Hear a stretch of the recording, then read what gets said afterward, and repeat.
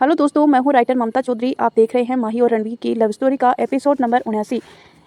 मैं देख रही हूँ दोस्तों, आपको ये स्टोरी शायद पसंद नहीं आ रही है, क्योंकि ना ही आपके लाइक आ रहे हैं, ना ही कमेंट आ रहे हैं और ना ही स्टोरी पर व्यू आ रहे हैं। अगर आप लोगों को ये पसंद नहीं आ रही है तो हमें बताइए, हम इस स्टोरी को एंड करने की कोशिश करेंगे। और अगर पसंद आ रही है तो हमें कमेंट करके ज़रूर बताना, ताकि हम इस स्टोरी को कंटिन्यू कर सकें। अभी तक हमने कहानी में देखा था, रणवीर ने भी अपनी माँ को जोर से हक कर लिया। उसे कहीं ना कहीं माही के लिए डर भी लग रहा था कि अगर माही को होश नहीं आया तो वो क्या करेगा। कुछ देर बाद वो अनीता जी के साथ थोड़ी दूर हुआ और उसे कहा, मॉम मैं हॉस्पिटल जा रहा हूँ, बच्चे रूम में सो रहे हैं, तो प्लीज़ आप उनका ध्यान रखिएगा, और जैसे ही माही की हालत में कुछ सुधार होता है मैं आपको फ़ोन करके बता दूंगा। कहकर रणवीर अभी 2 कदम आगे बढ़ा ही था, फिर रुक कर उसने अपनी माँ की तरफ देखा और पूछा, माँ मुझे आपसे कुछ बात पूछनी है। अनीता जी जो बच्चों के रूम में जा रही थी, रणवीर की आवाज़ सुनकर रुक गई। रणवीर की तरफ देखते हुए पूछा, हम पूछो ना रणवीर, क्या पूछना है। रणवीर वापस अनीता जी के पास आया और कुछ सोचकर बोला, अब आगे। इतना हम कल देख चुके थे। रणवीर ने कुछ सोचते हुए अपनी मॉम से पूछा, मॉम अनाया भी आपके साथ मंदिर गई थी ना। तो अनीता जी ने कहा, हाँ वो भी हमारे साथ गई थी। तो रणवीर ने आगे पूछा, क्या अनाया पूरे वक्त आपके साथ मंदिर में ही बैठी हुई थी, वो प्रिया और माही के साथ बाहर नहीं गई थी। तो अनीता जी ने कहा, हाँ रणवीर, अनाया पूरे टाइम हमारे साथ ही मंदिर में अंदर बैठी हुई थी, वो बिल्कुल भी बाहर नहीं गई थी। उसने खुद ही कहा था उसे धूप से परेशानी है, इसीलिए हमारे साथ मंदिर में अंदर ही बैठी हुई थी। पर तुम ऐसा क्यों पूछ रहे हो। कुछ नहीं, बस ऐसे ही। ठीक है, आप आराम कीजिए, मैं हॉस्पिटल जा रहा हूँ, कहकर रणवीर वहाँ से चला गया। अपनी गाड़ी में बैठकर रणवीर ने किसी को मैसेज किया और गाड़ी ड्राइव कर मेंशन से बाहर निकाल ली। हॉस्पिटल रणवीर जब वीआईपी रूम में आया, उस वक्त सारिका माही के बगल में ही सिर रखे हुए सो रही थी और रुद्र वहीं सोफे पर बैठे बैठे ही सो गया था। रणवीर ने रुद्र के कंधे पर हाथ रखकर उसे जगाया तो रुद्र ने हड़बड़ाते हुए आंखें खोली, रणवीर की तरफ देखा। रणवीर ने धीरे से कहा, रुद्र तुम सारिका को लेकर घर चले जाओ, यहाँ माही के पास मैं हूँ। हालांकि रणवीर ने बात काफी धीरे से कही थी। रूम में काफी शांति थी, इसीलिए रणवीर की आवाज़ सुनकर सारिका की भी नींद खुल गई। सारिका ने रणवीर से कहा, रणवीर तुम भी सुबह से बहुत परेशान हो, तुम बगल वाले रूम में जाकर आराम कर लो, अभी मैं हूँ ना माही के साथ। रणवीर ने उसे समझाते हुए कहा, सारिका जिद मत करो, मैं हूँ माही के पास, तुम्हें आयु के पास जाना चाहिए। कुछ देर और सारिका को समझाने के बाद आखिरकार सारिका मान गई और रुद्र के साथ घर चली गई। रणवीर माही के पास आया और एक टक माही के चेहरे को देखने लगा। माही अभी भी गहरी बेहोशी में लेटी हुई थी। रणवीर ने उसे आहिस्ता से थोड़ा सा साइड किया और उसके पास ही लेट गया। बेड हालांकि इतना बड़ा तो था कि वह वहाँ पर 2 लोग आराम से सो सकें, इसीलिए रणवीर को अनकंफर्टेबल फील नहीं हुआ। रणवीर ने माही के चेहरे पर हाथ फेरते हुए कहा, जान प्लीज़ उठ जाओ, होश में आ जाओ, मेरे लिए, हमारे बच्चों के लिए। तुम्हें पता है हीर का रो रो कर बुरा हाल है, मैं कैसे संभालूं उसे। अभी तो मैंने उसे चुप करा दिया है कि तुम सुबह उसके पास लौट आओगी, लेकिन अगर तुम सुबह तक होश में नहीं आई तो क्या जवाब दूंगा मैं उन्हें। तुम ऐसे चुपचाप बिल्कुल अच्छी नहीं लग रही हो, मुझे तुम्हारी बकबक सुनने की आदत हो गई है। तुम उठो और मुझसे ढेरों बातें करो, मुझसे नाराज़ हो, शिकायत करो, लड़ो झगड़ो, पर प्लीज़ ऐसे बेहोश मत हो। फिर अचानक ही रणवीर के फेस एक्सप्रेशन चेंज हुए और वो अपनी डार्क वॉइस में बोला, जिसने भी तुम्हारे साथ ये किया है उसे मैं खुद अपने हाथों से सजा दूंगा। उसने रणवीर राय कपूर की रूह को चोट पहुंचाई है और इसकी सजा उसे जरूर मिलेगी। जितना दर्द तुमने सहा है उससे 100 गुना ज़्यादा दर्द उसे सहना होगा। कहते हुए रणवीर, उसकी आंखें काफ़ी खतरनाक लग रही थी। अगर कोई भी इस वक्त रणवीर को देख लेता तो डर से कांपने पर मजबूर हो जाता। रणवीर ने माही को बिल्कुल खुद से चिपका लिया था, पर उसे इस बात का भी ख्याल रहा था कि माही हर्ट ना हो जाए। रणवीर काफ़ी देर तक माही से ऐसे ही बात करता रहा। वो भी मेंटली और फिजिकली काफ़ी थक चुका था, इसीलिए बातें करते करते ही वो नींद की आगोश में चला गया। अनाया अपने रूम में बेचैनी से इधर उधर टहल रही थी। उसके चेहरे पर परेशानी और खौफ साफ नजर आ रहा था। क्या सोचा था और क्या हो गया। उस माही को बीच में आने की क्या जरूरत थी। अच्छा भला मेरा प्लान सक्सेसफुल हो रहा था, पर इस माही ने सब कुछ बिगाड़ दिया। पर अगर रणवीर को इसके बारे में पता चला कि ये सब मेरी वजह से हुआ है तो वो मुझे जिंदा नहीं छोड़ेगा। वो आदमी इंसान नहीं हैवान है। मुझे खुद को बचाने के लिए कुछ करना ही होगा। हाँ, मैं कुछ वक्त के लिए इंडिया ही छोड़ देती हूँ, इससे पहले कि वो मुझे तक पहुँचे। अनाया ने सोचते हुए कहा, ऐसा क्यों, क्या किया तुमने माही के साथ जो तुम्हें इंडिया छोड़कर जाने की जरूरत पड़ गई, बोलो। अनिरुद्ध ने अंदर आते हुए पूछा। अनिरुद्ध को रूम में देखकर अनाया पहले तो एकदम सकपा गई, फिर थोड़ी सी नाराजगी दिखाते हुए बोली, तुम मेरे रूम में क्या कर रहे हो, तुम तो यहाँ नहीं आते ना। अनिरुद्ध और सनाया दोनों एक ही रूम में नहीं रहते थे। शादी के कुछ महीनों के बाद ही दोनों ने अलग अलग रूम में रहना शुरू कर दिया था। उन दोनों के बीच पति पत्नी का रिश्ता सिर्फ दुनिया को दिखाने के लिए ही था, लेकिन उसका रिश्ता तो कई सालों पहले ही खत्म हो चुका था। अब सिर्फ नाम का रिश्ता ही उन दोनों के बीच रह गया था। जब से अनिरुद्ध को पता चला कि अनाया ने उसे बिना बताए उसके बच्चे को अबॉर्ट करा दिया है, तब से अनिरुद्ध ने उसे अपने रूम से बाहर निकाल दिया था और उसे साफ साफ वार्निंग किया था, आज के बाद वो उसके रूम में कदम ना रखे। वो सिर्फ अब उसके नाम की पत्नी थी। अनिरुद्ध अपनी पॉकेट में हाथ डाले अनाया के सामने खड़ा हुआ था और अपनी गहरी नज़रों से उसे देखते हुए बोला, पहले मेरे सवाल का जवाब दो, क्या किया तुमने माही के साथ और कौन सी साजिश को अंजाम देने की बात कर रही थी तुम, जो सक्सेस नहीं हुई तो तुम इंडिया छोड़कर जाने की बात कर रही हो। अनिरुद्ध की बात सुनकर अनाया के चेहरे पर डर से पसीने आने लगे। वो अपना गला खराश कर बोली, तुमने कुछ गलत सुन लिया अनिरुद्ध, मैंने ऐसा कुछ भी नहीं कहा। मैं तो बस वेकेशन पर जाने की बात कर रही थी। मैं भला इंडिया छोड़कर क्यों जाऊंगी। अनिरुद्ध को अनाया पर रत्ती भर भी भरोसा नहीं था। उसने एक बार फिर अनाया से पूछा, माँ बता रही थी कि तुम प्रिया के होने वाले बच्चे की पूजा में गई थी, ये बात कुछ अजीब नहीं है। तुम और किसी की खुशियों में शामिल होने जाओ, मुझे पता नहीं क्यों, पर यह बात कुछ डाइजेस्ट क्यों नहीं हो रही है और तुम किसके बच्चे की सलामती की पूजा में जा रही हो जो खुद 2 बार अपना बच्चा अबॉर्ट करा चुकी है। ये कुछ अजीब नहीं है अनाया? अनिरुद्ध की बात सुनकर अनाया अब अगल बगल झाँकने लगी। अनाया के हाव भाव देखते ही अनिरुद्ध समझ गया कि दाल में काफ़ी कुछ काला है। उसने एक तिरछी स्माइल के साथ कहा, तुम्हें अपने एक्स लवर की लाइफ में दोबारा घुसने के लिए इतनी डिस्प्रेशन हो कि उसके बच्चे को मारने की साजिश करने लगी। क्यों, सही कहा ना? लास्ट की बात कहते हुए अनिरुद्ध के चेहरे पर नफरत झलकने लगी। वहीं अनाया अपनी घबराहट छिपाते हुए बोली, ये तुम क्या बोले जा रहे हो? मैंने ऐसा कुछ नहीं किया है और मैंने माही को धक्का नहीं दिया। मैं तो पूरा वक्त माँ के साथ थी। भरोसा ना हो तो माँ से पूछ लो। फिर कुछ सोचकर एक कुटिल हंसी के साथ बोली, और वैसे भी माही अगर मर जाती है तो तुम्हारे लिए अच्छा ही है ना। इस तरह से तुम रणवीर से अपना बदला भी ले सकते हो। बल्कि मैं तो कहती हूँ हॉस्पिटल में अपनी आदमी भेजकर माही को की जान। अनाया ने इतना कहा ही था कि अनिरुद्ध जो नफरत से उसे देख रहा था वो आगे बढ़ा और अनाया के गले को कसकर पकड़ते हुए उसके पीछे की तरफ धकेलते हुए बेड पर गिरा दिया और खुद भी उसके साथ बेड पर गिर गया। उसने अनाया का गला बहुत ही कसकर पकड़ा हुआ था जिसकी वजह से अनाया की आंखों के किनारे से आंसू बहने लगे। अनिरुद्ध एक रुतलेस स्माइल के साथ बोला, तुम जैसी औरत कभी नहीं सुधरती और ऐसे ही घटिया चाल चलती रहती है। मुझे रणवीर से बदला लेना होगा तो मैं माही जैसी मासूम लड़की की जान नहीं लूंगा, पर तुम जैसी गिरी हुई औरत को भला ये बात कैसे समझ आएगी जिसने एक अनजाने बच्चे की जान लेने की कोशिश की है। अच्छा ही हुआ अनाया तुमने मेरे बच्चे को अबॉर्ट करा दिया, क्योंकि तुम जैसी डायन मेरे बच्चे की माँ बनने ये मैंने नहीं चाहता। कहते हुए अनिरुद्ध की आंखों में दुनिया जहां की नफरत नजर आने लगी। फिर उसने अनाया को झटके से छोड़ा और बेड से खड़ा हो गया। अनाया अब जोर जोर से खांस रही थी। उसे देखकर लग रहा था कि अगर अनिरुद्ध ने और कुछ देर उसे नहीं छोड़ा तो पक्का उसकी जान चली जाती। वो जब थोड़ी संभली तो अनिरुद्ध के सामने आकर गड़गड़ाते हुए बोली, अनिरुद्ध प्लीज मुझे बचा लो, वो रणवीर मुझे नहीं छोड़ेगा। तुम जो कहोगे मैं वो सब करूंगी, पर मुझे उस रणवीर से बचा लो। अनिरुद्ध जो इस वक्त अपना गुस्सा कंट्रोल करने की कोशिश कर रहा था, उसने अनाया की तरफ देखा जो डर से पूरा पसीने में भीग गई था। उसकी आंखों में इस वक्त एक खौफ नजर आ रहा था। अनिरुद्ध देखा तो अनाया के चेहरे की तरफ रहा था, लेकिन उसके दिमाग में इस वक्त काफी कुछ चल रहा था। उसने अपनी छोटी आंखें छोटी करके अनाया से पूछा, वाकई में तुम वो करोगी जो मैं कहूँगा? अनाया को लगा कि अनिरुद्ध को अपनी बातों के लिए कन्विंस कर लिया है। वो जल्दी से अपना सिर हिलाते हुए बोली, हाँ हाँ मैं वो सब करूंगी जो तुम कहोगे। अनिरुद्ध ने एक मिस्टेरियस स्माइल के साथ कहा, ठीक है फिर सुबह तक का वेट करो, तुम वो करो जो मैं चाहता हूँ और फिर मैं खुद तुम्हें एक सेफ जगह छोड़कर आऊँगा जहाँ तुम इस सारी परेशानियों से आज़ाद हो जाओगे। कहकर अनिरुद्ध ने उस रूम से बाहर निकल गया।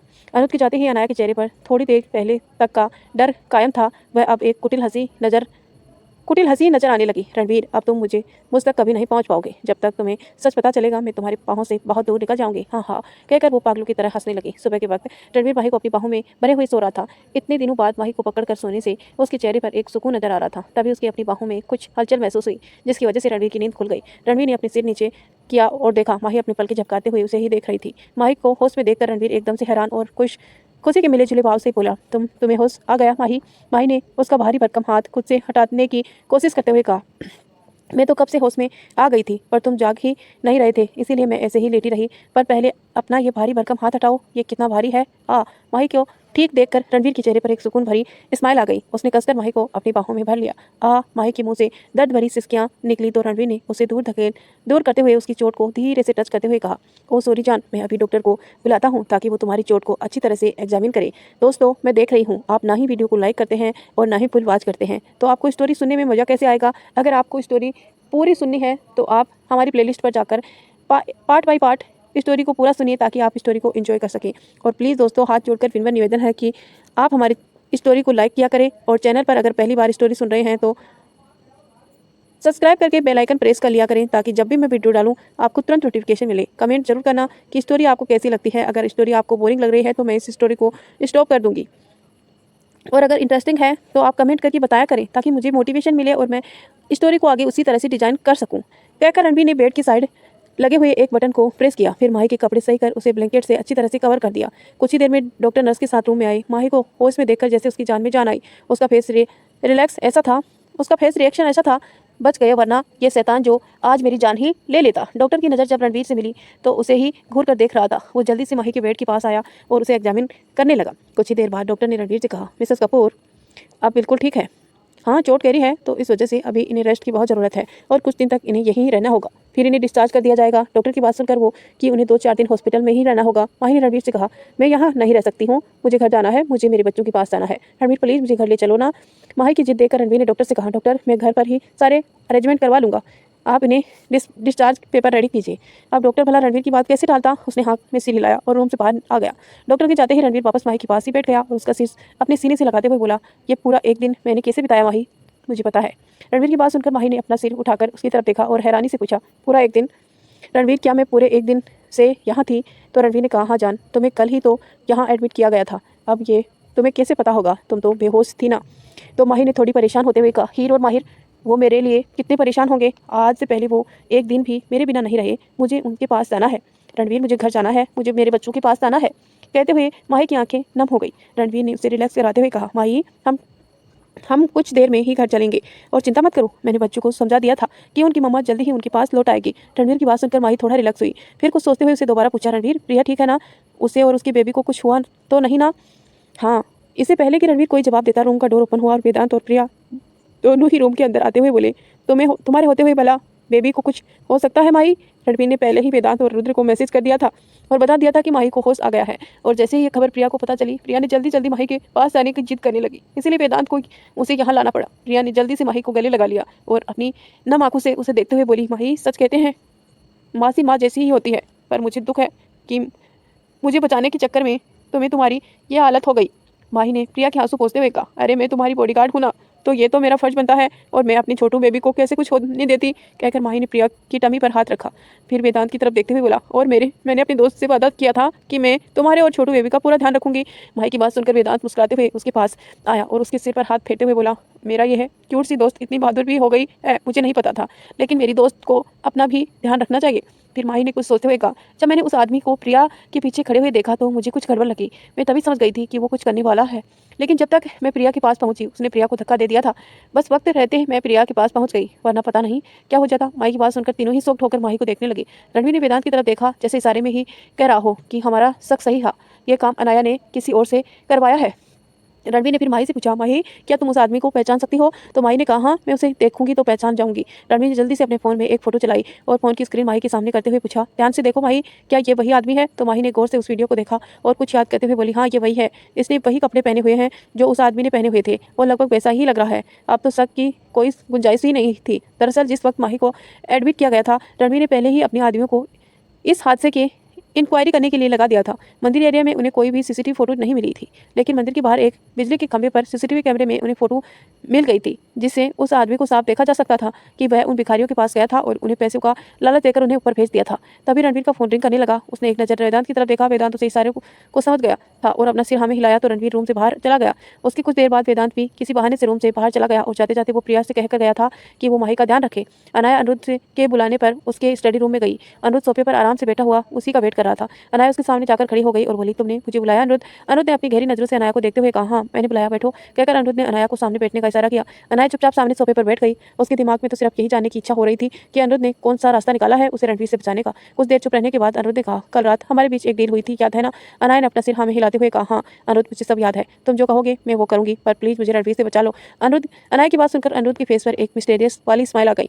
उसने अनाया के सामने एक फाइल फेंकते हुए कहा, okay sign it, then it will be what you wait. Anaya ने कंफ्यूजन से फाइल की तरफ देखा और फिर अनिरुद्ध की तरफ देखते हुए पूछा, ये क्या है इसमें? अनिरुद्ध ने स्माइल करते हुए कहा, खुद ही देख लो। अनाया ने फाइल को उठाया और उसे खोलकर रीड करने लगी। जैसे जैसे वो पन्ने पलट रही थी उसके फेस एक्सप्रेशन पल पल बदल रहे थे। अनिरुद्ध डेल स्माइल के साथ उसे बदलते फेस एक्सप्रेशन को देख रहा था। अनाया फाइल को टेबल पर फेंकते हुए गुस्से में खड़ी होती हुई बोली, what the hell it this? Aniruddh तुम मेरे साथ ऐसा कैसे कर सकते हो? मेरी मजबूरी का फायदा उठाकर तुम मुझे डिवोर्स पेपर पर साइन करवाना चाहते हो, और ये प्रॉपर्टी पेपर्स, ये सारी प्रॉपर्टी तो मेरी है ना? अनिरुद्ध अपनी जगह से खड़ा हुआ और उसके सामने आकर बोला, करेक्ट अनाया, जैसे तुम अपनी प्रॉपर्टी बता रही हो ना, उसे धोखे से तुमने अपने नाम किया है, याद है ना? सारी प्रॉपर्टी मेरी है जिसे जालसाजी से तुमने अपने नाम किया है। और रही बात डिवोर्स की, तो हमारा रिश्ता तो कई साल पहले ही खत्म हो गया था ना, तो भला मैं इस झूठे रिश्ते के बोझ को क्यों ढोऊं? अब वो तुम्हारे हाथ में है कि तुम इस पर साइन करती हो या रणवीर के हाथों में बेरहमी से मारी जाती हो, क्योंकि तुम भी जानती हो कि रणवीर अपने दुश्मनों को कितने बेरहमी से मारता है, और तुम्हें चाहे दुनिया में किसी भी कोने में छुप जाओ, वो तुम्हें पाताल से भी ढूंढ निकालेगा। फिर एक टेबल स्माइल के साथ, अब तुम्हारे पास सिर्फ 2 ऑप्शन है, या तो इन पेपर पर साइन करो और अपनी ज़िंदगी जी लो, वरना रणवीर के हाथों मारी तो तुम वैसे भी जाओगे, तो वैसे भी इस डिवोर्स का कोई मतलब नहीं बनता, और प्रॉपर्टी वो तो तुम्हें मरने के बाद खुद ब खुद मेरी हो जाएगी। हाँ, अगर तुम इन पेपर पर साइन करती हो तो शायद तुम्हारी ज़िंदगी जिंदा रहने के चांसेस कुछ बढ़ जाए। कहते हुए अनिरुद्ध के चेहरे पर एक मिस्टीरियस वाली स्माइल आ गई। अनाया ने गुस्से में अनिरुद्ध की तरफ देखा और कहा, मुझे अच्छे से पता है अनिरुद्ध कि मुझे डिवोर्स देने के बाद तुम उस अनाया से शादी करने के सपने देख रहे हो। है ना, इसीलिए तुम मेरे साथ ये सब कर रहे हो। कहते हुए अनाया ने गुस्से में अनिरुद्ध का कॉलर पकड़ लिया। अनाया की इस हरकत से अनिरुद्ध को बहुत गुस्सा आया। उसने अनाया का हाथ पकड़ा और झटके से अपना कॉलर छुड़ाया। अनाया के गालों को कसकर पकड़ते हुए कहा, लगता है तुम जिंदा रहना ही नहीं चाहती हो। ठीक है, मैंने तुम्हें बचाने का एक चांस दिया था, लेकिन तुम्हें ही मरने का शौक है, तुम अब मरो। कहकर अनिरुद्ध ने उसे दूर धकेला और रूम से बाहर जाने लगा। अनिरुद्ध को ऐसे बाहर जाता देखकर अनाया मन ही मन बोली, अनाया क्या कर रही है? जिंदा रही तो ये सब दोबारा हासिल कर लेंगे, कम से कम तेरी जान तो बच जाएगी, वरना रणवीर पूरा साइको है, बहुत बुरी तरह मौत मारेगा तुझे।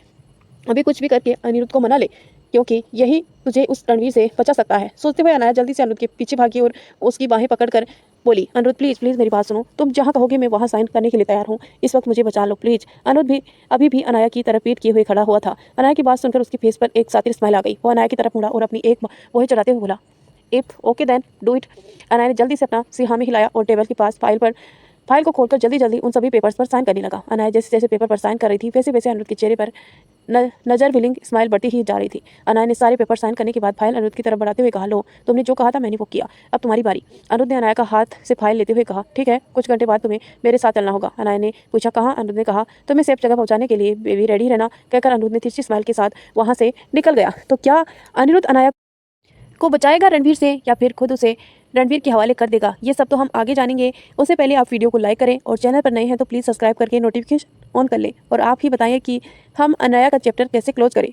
माही को हॉस्पिटल में डिस्चार्ज मिल गया था। रणवीर माही को घर लेकर आ गया था। बच्चे अपनी मम्मी को देखकर बहुत खुश थे। माही को भी अपने बच्चों को देखकर जैसे सुकून मिल रहा था। माहिर, हीर और आयु तीनों ही बच्चे माही को घेरे हुए बैठे थे। माही को ठीक देखकर सभी ने जैसे एक राहत की सांस ली थी। माही घर आते ही दादी ने उसकी नज़र उतारी। रणवीर ने भी फिर सभी को रूम से बाहर जाने के लिए कहा, क्योंकि डॉक्टर ने सख्त हिदायत दी थी कि माही को ज़्यादा से ज़्यादा आराम करना है। सभी लोग तो रूम से बाहर चले गए, लेकिन बच्चे जाना ही नहीं चाहते थे। रणवीर ने समझाने पर माहिर और आयु तो चले गए, लेकिन हीर अपनी मम्मा की गोद से उसे कसकर पकड़े हुए बैठी हुई थी। रणवीर ने उसे समझाते हुए कहा, बेबी मम्मा को आराम करना है, उन्हें चोट लगी है ना? तो हीर ने बड़े ही क्यूट वे में कहा, नहीं मैं मम्मा को कहीं छोड़कर नहीं जाऊंगी, मम्मा फिर मुझे छोड़कर चली जाएगी। तो माही समझ गई थी कि उसकी छोटी सी बेटी उसकी चोट को देखकर डर गई है, इसीलिए वो उसे छोड़कर नहीं जाना चाहती। उसने प्यार से अपनी बेटी का सिर सहलाया और उसे चूम लिया। रणवीर भी इस बात को समझ रहा था, लेकिन माही को आराम की बहुत जरूरत थी। उसने एक बार फिर हीर को समझाते हुए कहा, हीर अपने डैड की बात नहीं मानोगे बेटा, मम्मा को आराम करना है। पर हीर तो मानने को राजी ही नहीं थी। फिर रणवीर ने थक हार कर हीर से कहा, अच्छा बेबी एक काम करते हैं, मम्मा को रूम में लॉक कर देते हैं, फिर हम भी देखते हैं मम्मा कैसे छोड़कर जाती है अपनी बेबी को, ठीक है ना? रणवीर का आइडिया हीर को भी पसंद आया। वो चेकते हुए बोली, हाँ डैड ऐसा ठीक करते हैं, मम्मा को हम रूम में लॉक कर देते हैं और फिर मम्मा तो हमारे पास ही रहेगी ना, और वो कहीं जा ही नहीं पाएगी। रणवीर ने हीर को अपनी गोद में ले लिया और माही के फोरहेड पर किस करते हुए बोला, अब तुम आराम करो और बेड से नीचे उतरने की सोचना भी मत, और अगर कोई जरूरत हो तो बटन प्रेस कर देना, नर्स आ जाएगी। चलो अब तुम सो जाओ। माही को वाकई में बहुत वीकनेस फील हो रही थी और उसके सर में दर्द भी हो रहा था, इसीलिए वो बिना ना नुकर किए लेट गई। रणवीर ने उसे अच्छे से ब्लैंकेट में कवर किया और हीर को लेकर रूम से बाहर आ गया। दोपहर का वक्त था। अनाया अपना बैग पैक कर अनिरुद्ध के आने का वेट कर रही थी। वो जल्दी जल्दी यहाँ से जाना चाहती थी, तभी उसका फोन रिंग करने लगा। अनाया ने देखा कि अनिरुद्ध की ही कॉल आ रही थी। अनाया ने बिना देरी किए हुए कॉल पिक कर लिया। हेलो अनिरुद्ध, मैं रेडी हूँ, हम कब निकल रहे हैं? सामने से अनिरुद्ध ने कहा, मैं नीचे गाड़ी में तुम्हारा वेट कर रहा हूँ, जल्दी नीचे आओ। कहकर अनिरुद्ध ने कॉल डिस्कनेक्ट कर दिया। अनाया ने फोन को देखते हुए कहा, मैं यहाँ से जा तो रही हूँ, लेकिन हमेशा के लिए नहीं, बहुत जल्द मैं वापस आऊंगी तुम सबकी जिंदगियाँ जन्नूम बनाने। कहते हुए अनाया के चेहरे पर एक कातिलाना स्माइल थी। अनाया जल्दी से नीचे आकर अनिरुद्ध की बगल वाली सीट पर बैठ गई। अनिरुद्ध ने एक तिरछी नज़र उस पर डाली और गाड़ी स्टार्ट कर दी। उसे गाड़ी में सफ़र करते हुए आधे घंटे से ऊपर हो चुका था। अनाया ने काफ़ी देर की चुप्पी के बाद अनिरुद्ध से पूछा, अनिरुद्ध वैसे तुम मुझे कहाँ ले जा रहे हो? अनिरुद्ध ने बिना उसकी तरफ देखे गाड़ी ड्राइव करते हुए ही कहा, बस कुछ देर और फिर तुम्हें पता चल जाएगा कि मैं तुम्हें कहाँ ले जा रहा हूँ। अनाया को अनिरुद्ध का बिहेव थोड़ा अजीब लग रहा था। वैसे तो अनिरुद्ध कभी भी अनाया से सीधे मुँह बात नहीं करता था, लेकिन आज उसके कुछ अजीब सी फीलिंग आ रही थी। लेकिन इस वक्त वो अनिरुद्ध को गुस्सा नहीं दिलाना चाहती थी, क्योंकि उससे का अनिरुद्ध से मतलब जो था। उसने मन ही मन सोचा कि अगर कहीं अनिरुद्ध गुस्सा हो गया और उसने उसकी हेल्प करने से मना कर दिया तो वो क्या करेगी, इसीलिए फिलहाल के लिए उसने चुप रहना ही बेहतर समझा। कुछ देर बाद उसकी गाड़ी सुनसान रास्ते से होते हुए जंगल की तरफ जाने लगी। अनाया ने विंडो से बाहर की तरफ देखते हुए कहा, अनिरुद्ध ये तुम मुझे जंगल में कहाँ ले जा रहे हो? अनिरुद्ध ने एक्सप्रेशन लेस फेस के साथ कहा, तुम्हें सेफ जगह पहुंचाने, अगर तुम शांत होकर बैठ जाओ, वरना मैं तुम्हें यहीं छोड़कर चला जाऊंगा। अनाया फिलहाल के लिए तो चुप हो गई, लेकिन उसके मन में बेचैनी धीरे धीरे बढ़ने लगी। उसकी गाड़ी जैसे ही घने जंगल की तरफ जाने लगी, अनाया के दिल की धड़कनें डर की वजह से बढ़ने लगी। एक जगह आकर अनिरुद्ध ने अपनी गाड़ी रोक दी। अनाया ने विंडो से बाहर की तरफ देखा तो उसके आसपास बहुत ही ज्यादा घना जंगल था। अनाया ने अनिरुद्ध से एक बार फिर पूछा, अनिरुद्ध तुमने गाड़ी यहाँ क्यों रोकी है? अनिरुद्ध ने उसकी बात का कोई जवाब नहीं दिया और वो बिना भाव के सामने की तरफ देख रहा था। अब अनाया को कुछ गड़बड़ होने का अंदेशा हुआ। उसने गाड़ी का डोर ओपन करने की कोशिश की, लेकिन गाड़ी लॉक थी। अनाया ने गुस्से में कहा, अनिरुद्ध गाड़ी का डोर ओपन करो, मुझे बाहर जाना है, तुम मुझे यहाँ क्यों लेकर आए हो और तुम मुझे जवाब क्यों नहीं दे रहे हो? अनाया की बात सुनकर अनिरुद्ध के फेस पर एक अजीब सी स्माइल आ गई। उसने तिरछी नजरों से अनाया की तरफ देखा और कहा, रिलैक्स बेबी, कुछ देर में गाड़ी का डोर भी ओपन हो जाएगा, बस थोड़ा सा वेट करो, थोड़ी देर में तुम्हारी सारी शिकायतें दूर हो जाएंगी। मैंने तुम्हें उसी जगह पहुंचाया है जो तुम डिजर्व करती हो। तभी वहाँ एक साथ कई सारी ब्लैक गाड़ी आकर रुकी। अनाया डर और हैरानी से सामने देख रही थी। उसकी हैरानी और डर तब और बढ़ गया जब रुद्र, रणवीर और वेदांत तीनों अपनी अपनी गाड़ियों से बाहर निकले। उन तीनों को देखकर अनाया का चेहरा डर से पीला पड़ गया। उसने बाहर आते ही अनिरुद्ध अपनी गाड़ी से बाहर आया और उसकी दूसरी तरफ का डोर ओपन करके अनाया का हाथ पकड़कर कसकर पकड़ा और उसे खींचते हुए बाहर निकाला। अनाया डर की वजह से गाड़ी से बाहर नहीं आना चाहती थी। वो अपना हाथ अनिरुद्ध के हाथ से छुड़ाने की कोशिश करते हुए बोली, छोड़ो मुझे अनिरुद्ध, तुमने मुझे धोखा दिया, मैं तुम्हें छोड़ूंगी नहीं। पर अनिरुद्ध पर तो उसकी किसी बात का असर ही नहीं हो रहा था। वो उसे खींचते हुए वहां से ले जाने लगा जहां पर रणवीर, रुद्र और वेदांत तीनों ही खड़े थे। तीनों के लिए फेस पर एक डेविल स्माइल थी। अनाया को अपने सामने देखकर अनाया ने गुस्से में अनिरुद्ध के हाथ पर मारते हुए कहा, तुम मेरे साथ ऐसे कैसे कर सकते हो अनिरुद्ध, मैं तुम्हारी बीवी हूँ। अनाया की बात सुनकर अनिरुद्ध ने गुस्से से अनाया को जमीन पर धकेल दिया। अनाया मुंह के बल उन तीनों के सामने जा गिरी। अनिरुद्ध एक डेविल स्माइल के साथ बोला, बीवी? हाँ अनाया, तुम शायद भूल रही हो कि कल ही तो तुमने डिवोर्स पेपर पर साइन किए थे, तो अब तुम मेरी बीवी कैसे हुई? और वैसे भी तू किसी की भी बीवी बनने के लायक नहीं हो। तुम्हारी जिंदगी में जिसकी भी ज़िंदगी में जाओगी सिर्फ ठहरी बोलोगी। तुम्हें क्या लगा कि मैं तुम्हारी मदद करूंगा? बल्कि मेरे पास तो अच्छा खासा मौका खुद चलकर आया था तुमसे छुटकारा पाने का, तो मैंने तो बस मौके का फ़ायदा उठाया। जो मेरा था वो मुझे मिल गया और बाकी तुमसे छुटकारा भी मिल गया। अब तुम जो भी सज़ा डिजर्व करती हो ये लोग तुम्हें देंगे, क्योंकि अब मेरा तुमसे कोई लेना देना नहीं है। So enjoy your punishment baby, कहकर अनिरुद्ध वहाँ से जाने लगा। अनिरुद्ध ने एक नज़र रणवीर की तरफ देखा और अपनी गाड़ी की तरफ बढ़ गया। अनिरुद्ध काफ़ी साल पहले ही अनाया को डिवोर्स देना चाहता था, लेकिन अनाया इतनी सातिर औरत थी कि उसके डिवोर्स के बदले लगभग उसकी आधी प्रॉपर्टी और उसका कंपनी के प्रॉफिट 50% शेयर लेमेनी के तौर पर मांगे थे। और वो यहाँ पर भी नहीं रुकी। उसने अनिरुद्ध को बदनाम करने की धमकी भी दी थी, और अगर ऐसा होता तो अनिरुद्ध की कंपनी की काफ़ी लॉस होता, क्योंकि उसकी रेपुटेशन खराब होने का असर उसके बिजनेस पर भी पड़ता। वैसे भी अनाया को धोखे से अनिरुद्ध को काफ़ी सारी प्रॉपर्टी अपने नाम कर ली थी, लेकिन अनिरुद्ध ने कल उसे अपनी बातों में फंसाकर उनकी सभी प्रॉपर्टियों के पेपर्स पर साइन करवा लिए थे। अनिरुद्ध को वहाँ से जाता हुआ देखकर अनाया भागते हुए उसके पास आई और लगभग गिड़गिड़ाते हुए बोली, प्लीज़ अनिरुद्ध, मुझे यहाँ छोड़कर मत जाओ, ये लोग मुझे मार देंगे, प्लीज़ मुझे बचा लो, तुम्हें जो कहोगे मैं बस वो सब करूँगी। अच्छा, मैं तुमसे अब तक सब किए की माफ़ी मांगती हूँ, पर मुझे यहाँ छोड़कर मत जाओ, प्लीज़ मुझे भी अपने साथ ले जाओ। अनिरुद्ध ने गुस्से में अनाया का हाथ दूर झटका और उसकी तरफ अपनी उंगली पॉइंट करते हुए कहा, तुमने जो सबके साथ किया था ना अनाया, ये तुम्हारे ही कर्मों का फल है। हद से ज़्यादा चालाकी कभी कभी खुद पर ही भारी पड़ जाती है, तो अब भुगतो, कहकर अनिरुद्ध ने अनाया को अपनी गाड़ी से दूर धकेला और गाड़ी में बैठकर वहां से निकल गया। अनाया उसकी गाड़ी के पीछे भागने ही वाली थी कि तभी दो लड़कियों ने आकर उसको पकड़ लिया। वो लड़कियां कोई मामूली लड़कियां नहीं थी, बल्कि अच्छी खासी फाइटर थी। रणवीर की सीक्रेट आर्मी का हिस्सा थी। उसकी डोल भी बाकी लड़कियों के हिसाब से काफ़ी स्ट्रॉन्ग थी। वो अनाया को लगभग घसीटते हुए रणवीर के पास ले आने लगी। अनाया उनसे छूटने के लिए झटपटा रही थी, लेकिन उन लड़कियों को मजबूती से पकड़ने से अनाया छूट नहीं पा रही थी। वो लड़कियां उन्हें उन तीनों के सामने ले आई। तीनों ही एक डेविल स्माइल के साथ उसे देख रहे थे। वहीं अनाया की तो डर की वजह से हालत ख़राब हो रही थी। वो अपनी कांपती हुई आवाज़ में बोली, देखो रणवीर, मैंने ऐसा कुछ नहीं किया, तुम मुझे गलत समझ रहे हो, मुझे जाने दो। रणवीर ने अपने हाथ पॉकेट में डाले उसके पास आया और उसे उस लड़कियों की तरफ देखा। वो लड़कियां रणवीर का इशारा समझ गई और अनाया का हाथ छोड़कर अपना सिर झुकाए पीछे जाकर खड़ी हो गई। फिर रणवीर ने अपनी सर्द और डरा देने वाली आवाज़ में कहा, तुम जानती हो ना अनाया कि तुम किससे के सामने झूठ बोल रही हो।